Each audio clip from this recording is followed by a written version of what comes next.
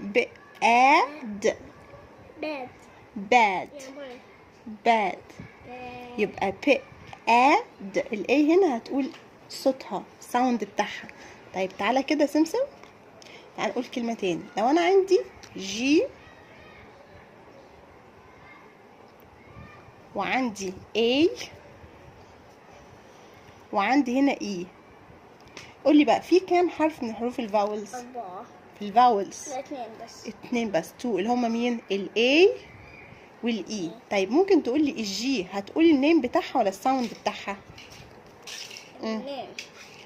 الجي من الحروف اللي بتقول الساوند بس، صوتها ج، يبقى الجي هتقول الساوند. طب الام هتقول ايه برضو؟ الساوند بتاعها، صح؟ طيب تعالوا نشوف بقى كده ال A وال E. بص بقى ال A هتقول انا هقول اسمي، هتقول اسمها وتجري، هتقول اسمها وايه؟ وتجري. مين مش هيضربوها ومش هتقول حاجة؟ ال E. طب ال A هنا بقى هتقول اسمها النيم بتاعها ولا تقول صوتها؟ هتقول صوتها. ما ازاي صوتها؟ مش هينفع تقول صوتها، هتقول اسمها النيم بتاعها اللي هي اسمها A. هتقول ايه؟ ايه. ركز كده ركز.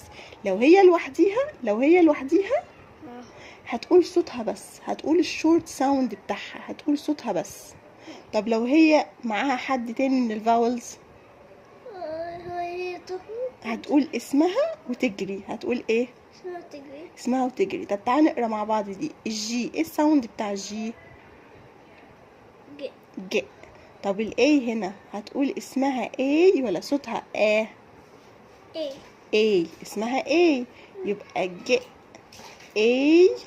والام يبقى ج ايم. جيم. مش هنقولها جام، هنقولها ايه؟ جيم. وهنا بيد ولا باد؟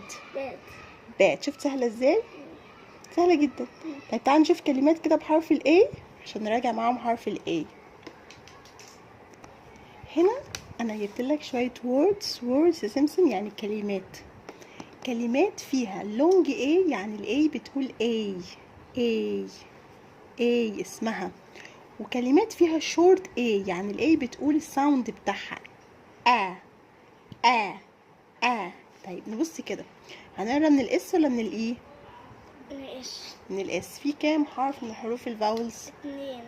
2. يبقى هنقرا كده اهو، وفي 2 فاولز. الاي هتقول A اسمها، والاي مالها؟ مش هتقول حاجة. طب يلا ريد. س.